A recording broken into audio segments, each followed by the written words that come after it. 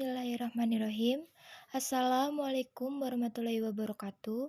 Alhamdulillahirrabbilalamin. Wassalatu wassalamu ala asyrafil anbiya'i wal mursalin wa ala alihi washabihi ajmain. Yang terhormat Ibu Diah Mukminatul Hashim selaku dosen pengampu mata kuliah Sejarah Peradaban Islam.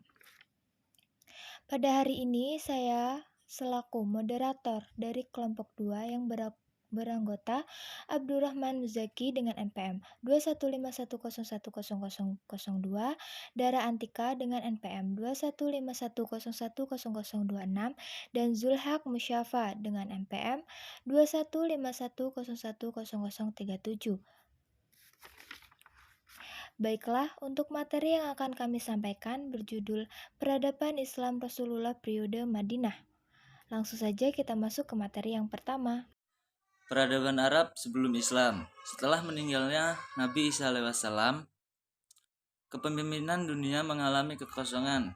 Manusia makin banyak yang menyimpang dari ajaran yang telah dianut oleh Nabi Isa alaihissalam, serta mencampur adukan ajaran-ajaran, serta mengubah isi kitab sucinya. Kenabian merupakan desain Tuhan yang tidak bisa diberikan karena usaha manusia. Allah Subhanahu wa Ta'ala lebih tahu di mana dan kepada siapa kenabian itu diberikan. Dan Nabi Muhammad SAW adalah pilihannya yang disiapkan untuk membawa risalah kenabian ke seluruh dunia untuk umat manusia. Nabi Muhammad SAW mendapat perintah untuk menyampaikan amanat tersebut menurut kemampuan akal, pengetahuan, dan kecerdasannya. Karena kebijaksanaan dan kegigihannya dalam memperjuangkan agama Islam, akhirnya beliau berhasil merombak adat jahiliyah yang rusak dalam waktu yang relatif singkat, yaitu selama kurang lebih 23 tahun. Nabi Muhammad lahir dari kalangan kaum Quraisy terkemuka. Beliau menyiarkan agama Islam pertama kalinya di Mekah selama kurun waktu 11 tahun. Kemudian beliau hijrah bersama kaum muslimin ke Madinah. Di Madinah beliau mendapat sambutan baik sehingga di samping menjadi agamawan, Rasulullah juga menjadi tokoh masyarakat yang dapat meletakkan dasar-dasar kemasyarakatan dalam mencapai terbentuknya masyarakat mutamaddin atau berperadaban. Menurut catatan sejarah, beberapa keterangan otentik dalam Al-Quran, sebelum agama Islam datang, masyarakat Arab menyembah berhala. Terdapat sekitar 360 patung berhala yang disembah. Di antara yang terbesar adalah Lata, Uzza, dan Manat. Kepercayaan selain menyembah berhala adalah Zoroaster, yaitu penyembah api, penyembah bintang dan langit, khususnya dianut bagian Arab Timur.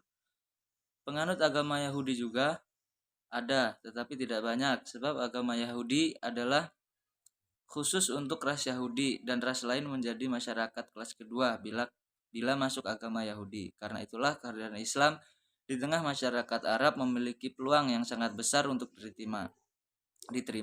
Sebab Islam adalah agama yang tidak membedakan antara golongan dan ras. Yang pertama yaitu kondisi agama bangsa. Arab mayoritasnya bangsa Arab pada mulanya ikut kepada ajaran Ismail alaihissalam, yakni ikut kepada agama ayahnya Ibrahim alaihissalam. Inti dari agamanya mengimani Allah, mengesahkan Allah, dan ikut kepada agamanya. Setelah beberapa waktu sehingga banyak yang lalai kepada ajaran yang sudah diajarkan, meskipun seperti itu masih terdapat sisa ketauhidan dan syair agamanya Ibrahim, sehingga timbullah Amr bin Luhai, pemimpin Bani Khuza'ah, seorang yang sangat bijak, sering menyedekahkan hartanya dan selalu suka mengenai urusan keagamaan. Di sana ia melihat masyarakat Syam menyembah berhala dan anggapan mereka itu benar dan sangat baik. Karena menurut beliau, Syam itu merupakan tempatnya Rasul juga kitab. Selanjutnya beliau pulang dan membawa serta Hubal, diletakkannya di dalam Ka'bah. Setelahnya ia mengajak pula masyarakat Mekah untuk mempersekutukan Allah. Berhalanya dahulu yaitu Manat, ditempatkannya di mushola tepian Laut Merah berdekatan dengan Khudaid. Selanjutnya membuatkan Lata di Taif dan Uzza di Wadi Nakla. ketiganya merupakan berhala yang terbesar. Kemudian kemusyrikan bangsa Arab membesar, dan berhala yang kecil ditebar berbagai lokasi di Hijaz. Terdapat kisah bahwasanya Amr bin Lu'ay memiliki pembantu jin. Jin ini memberitahunya bahwasanya berhala Num, Ya'uk, Nasr, Yaguts, Wud, Suwa tertanam di Jiddan. Maka beliau mendatangi dan diangkatnya dan dibawa ke Tihamah. Sesudah 3 musim berhaji, diserahkannya berhala itu untuk beberapa kabilah, maka berhala itu kembali ke asalnya. Dipenuhi pula Masjidil Haram dengan banyak patung juga berhala.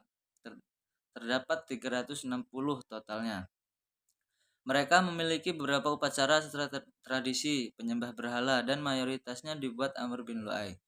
Sementara rakyat mengiranya yang diperbuat Amr adalah suatu yang terbaru dan amat baik dan tidak mengubah dari ajaran Ibrahim. A. Mendatangi dan memiliki berhalanya. Qomat kamitlah di hadapan berhala. Minta ditolong saat berhadapan kepada kesulitan, doa untuk terpenuhinya kebutuhan dan berkeyakinan berhalanya. Bisa memberi pertolongan dan memberi apa yang diinginkan. Tata caranya ya. Yang B. Melaksanakan haji juga tawaf di samping berhalanya, sujud dan menunduk di hadapan berhala. Yang C. Takorub dan mensajikan korban baik dari sembelih binatang atau yang dipelihara hewan kurban untuk berhala sambil menyebutkan nama berhalanya. Yang D. Dikhususkannya minuman serta makanan yang dipilih untuk disajikan berhala, sekaligus dikhususkan baginya dari hasil memanen dan hewan peliharaan mereka. Yang E. Selalu melepaskan nazarnya untuk beberapa persen hasil panennya, dan hewan peliharaan dipersembahkan untuk berhala. Orang musyrik mengakui masih kepada agamanya Ibrahim. Keadaan mereka sangat jauh dari syariat dan perintah Ibrahim. Mereka abai kepada tuntunan mengenai akhlak mulia. Mereka menjadi paganis, penyembah berhala. Melalui tradisi, juga kebiasaan yang memberi gambaran banyak jenis kufarat pada hidup beragama dan memberi imbas kepada hidup sosial, agama, serta politik. Yang kedua, kondisi sosial di kalangan bangsa Arab. Ada tingkatan kelas pada masyarakatnya yang kondisi memiliki perbedaan satu sama lain. Hubungannya individu kepada keluarga pada kalangan bangsawan begitu diprioritaskan, dihormati, serta dijaga. Walaupun meski dengan menghunus pedang dan pertumpahan darah. Apabila seorang ingin dipandang dan dipuji di mata kaum Arab dikarenakan kemuliaannya dan keberaniannya, maka ia mesti menjadi bahan pembicaraan wanita di sana. Apabila seorang wanita menghendakinya, ia bisa mengumpulkan kabilah dan berdamai. Dan ketika mampu untuk memunculkan peperangan juga pertempuran di antaranya. Abu Daud meriwayatkan dari Aisyah radhiyallahu anhu bahwasanya pernikahan ketika jahiliyah terbagi menjadi 4 jenis, yakni yang A. Pernikahan spontan. Pria mengajukan lamarannya kepada wali wanita. Pria tersebut bisa menikahi wanita tersebut sesudah memberikan mas kawinnya saat itu juga. Laki-laki mengajukan lamaran kepada laki-laki lain yang menjadi wali wanita. Yang B. Seorang pria bisa mengatakan pada istrinya yang baru suci dari najis, bertemulah dengan fulan dan berkumpullah dengannya. Suami tersebut tidak menyentuh istrinya sehingga terdapat kejelasannya hingga hamil dari orang lain. Apabila telah jelas hamilnya, maka suaminya bisa mengembalikan istri tersebut ketika dikehendakinya. Pernikahan ini disebut pernikahan istibda. Yang C. Poliandri, yakni menikahnya beberapa pria yang jumlahnya lebih dari 1 dan tidak sampai 10 manusia dan seluruhnya kumpul kepada wanita itu. Sesudah hamilnya wanita tersebut dan bayi lahir, kemudian diundangnya seluruh pria yang kumpul dengannya. Dan wanita itu lalu mengatakan, kalian telah tahu yang terjadi, dan aku sudah melahirkan, dan anak ini merupakan anakmu fulan. Wanita itu memilih salah seorang di antara mereka yang dia sukai, seraya menyebutkan nama anaknya, kemudian pria tersebut bisa mengambil anaknya. Yang D. Banyak pria yang datang kepada satu perempuan disebut racur. Wanita itu pasang bendera di pintunya, tanda untuk pria yang menghendakinya. Ketika hamil dan melahirkan bayi, wanita itu bisa mengumpulkan ke seluruh pria yang lalu dan diselenggarakan undian. Siapa yang keluar pada undian itu yang memiliki hak mengambil bayi itu dan tidak bisa ditolaknya. Di antara kebiasaan yang telah diketahui ketika masa jahiliyah adalah poligami dan tidak ada minimal batasnya. B. Sejarah Islam di Mekah. 1. Dakwah secara rahasia Nabi Shallallahu Alaihi Wasallam mulai mengajak manusia untuk menyembah Allah semata dan menyuruh meninggalkan berhala. Akan tetapi, dakwah tersebut dilakukan secara rahasia guna menghindari tindakan buruk orang-orang Quraisy yang fanatik dengan keyakinannya. Nah, Nabi Shallallahu Alaihi Wasallam belum melakukan dakwah di majelis-majelis umum orang Quraisy dan tidak melakukan dakwah kecuali kepada orang terdekatnya.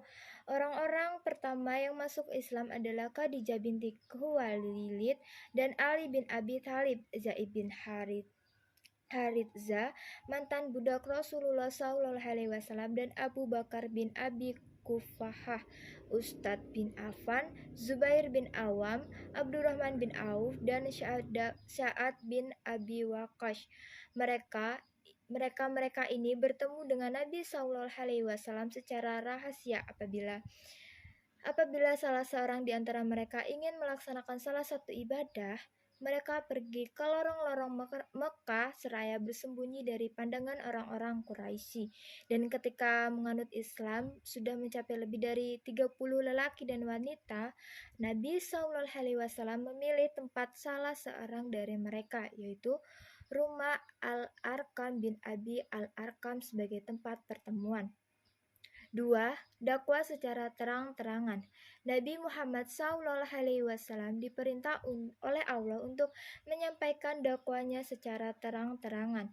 Sebagaimana Allah berfirman dalam Qiyas Al-Hijrat ayat 94, maka sampaikanlah olehmu secara terang-terangan segala apa yang diperintah kepadamu dan berpalinglah dari orang-orang musyrik. Qiyas Asyura ayat 214-215, dan berilah peringatan kepada kerabat-kerabatmu yang terdekat dan rendahkanlah dirimu terhadap orang-orang yang mengikutimu, yaitu orang-orang beriman. Qiyas Al-Hijr ayat 89, dan katakanlah, sesungguhnya aku adalah pemberi peringatan yang menjelaskan.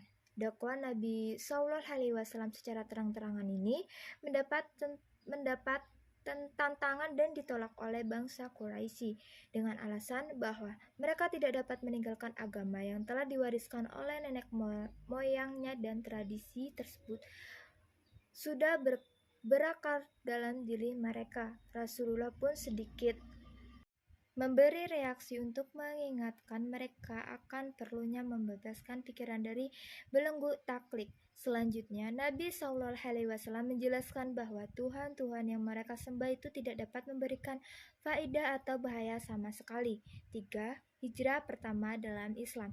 Ketika Nabi SAW melihat keganasan kaum musyrik hari kian bertambah keras, sedangkan beliau tidak dapat memberi perlindungan kepada kaum muslimin, maka beliau berkata kepada mereka, alangkah baiknya jika kamu dapat berhijrah ke negeri Habasyah, karena di sana terdapat orang raja yang adil sekali. Di bawah kekuasaannya tidak seorang pun boleh dianiaya. Karena itu pergilah kamu ke sana sampai Allah memberikan jalan keluar kepada kita, karena negeri itu adalah negeri yang cocok bagi kamu. Maka berangkatlah kaum muslimin ke negeri Habasyah demi menghindari fitnah dan lari menuju Allah dengan membawa agama mereka. Hijrah ini merupakan hijrah pertama dalam Islam. Di antara kaum muhajirin yang terkenal adalah Utsman bin Affan beserta istrinya, Ruqayyah binti Rasulullah SAW, Abu Hudzaifah beserta istrinya, Zubair bin Awam, Hushab bin Umair, dan Abdurrahman bin Auf. Pada akhirnya, para sahabat Rasul SAW sebanyak 80 lebih berkumpul di Habasyah. 4. Hijrah Rasulullah Sallallahu Alaihi Wasallam ke Taif. Setelah merasakan berbagai siksaan dan penderitaan yang dilancarkan oleh kaum Quraisy, Rasulullah Sallallahu Alaihi Wasallam berangkat ke Taif mencari perlindungan dan dukungan dari Bani Thaqif dan berharap agar mereka dapat menerima ajaran yang dibawakannya. Setibanya di Taif, beliau menuju tempat para pemuka Bani Thaqif. Sebagai orang-orang yang berkuasa di daerah tersebut, beliau berbicara tentang Islam dan mengajak mereka untuk beriman kepada Allah. Tetapi, ajakan beliau ditolak mentah-mentah dan dijawab secara kasar. Kemudian, Rasulullah SAW bangkit dan meninggalkan mereka, seraya mengharap supaya mereka menyembunyikan berita kedatangan Nabi dari kaum Quraisy. Tetapi mereka menolaknya. Bani Thaqif justru mengarahkan penjahat dan para budak untuk mencerca dan melemparinya dengan batu sehingga mengakibatkan cedera pada kedua kaki Rasulullah SAW. Zaid bin Haritsah berusaha melindungi Nabi dari serangan, akan tetapi beliau kelewalahan dan akhirnya ia pun mengalami cedera kepada kepalanya. 5. Permulaan kaum Ansar menganut Islam. Setiap musim haji tiba, Rasulullah SAW selalu menemui kabilah-kabilah yang datang ke Baitul Haram, membacakan kitab Allah kepada mereka dan mengajak untuk mentauhidkan Allah. Tetapi tidak seorang pun yang menyambut ajakannya. Pada tahun ke-11 kenabian, Rasulullah SAW mendatangi kabilah-kabilah sebagaimana yang sering dilakukan setiap tahun. Ketika berada di Aqabah, suatu tempat antara Mina dan Mekah, tempat melempar jumrah, Nabi SAW bertemu dengan sekelompok orang dari kabilah Khazraj yang sudah dibukakan hatinya oleh Allah untuk menerima kebaikan. Rasulullah SAW bertanya kepada mereka, "Kalian siapa?" "Kami orang-orang dari kabilah Khazraj." Beliau bertanya lagi, "Apakah dari orang-orang yang bersahabat dengan orang Yahudi?" Mereka menjawab, "Ya, benar." Nabi SAW bertanya, "Apakah kalian bersedia duduk bersama kami untuk bercakap-cakap?" Jawab mereka, "Baik." Lalu mereka duduk bersama Nabi SAW. Rasulullah SAW mengajak mereka beriman kepada Allah, menawarkan Islam kepada mereka, dan akhirnya mereka menerima Islam sebagai ajarannya. C. Pembentukan sistem sosial di Mekah. Sistem sosial dan budaya periode Mekah dengan maksud agar pemetaan sistem sosial dan budaya pada masa Rasulullah SAW menjadi lebih mudah. Maka secara garis besar penulis akan membaginya menjadi dua, yaitu sistem sosial budaya di Mekah dan di Madinah. Berikut akan diuraikan mengenai sistem sosial dan budaya di Mekah, sedangkan penjelasan sistem sosial dan budaya setelah Nabi Muhammad SAW hijrah akan diuraikan pada sub-bab yang selanjutnya. Kala itu, penduduk Mekah lemah pemikirannya, tetapi rangsangan nafsunya begitu besar. Memang tidak ada kaitan antara kematangan fisik dengan kematangan pikir juga. Tidak ada pautan antara keterbelakangan berpikir masyarakat dengan keterbelakangan ambisi dan birahi. Gejolak nafsu syahwat yang kita dengar di Paris dan Hollywood tidak jauh berbeda dengan apa yang terjadi di abad-abad lampau ketika keberobrokan melanda bumi. Dilihat dari segi itu, kemajuan peradaban tidak ada pengaruhnya kecuali hanya menambah sarana pemuas nafsu.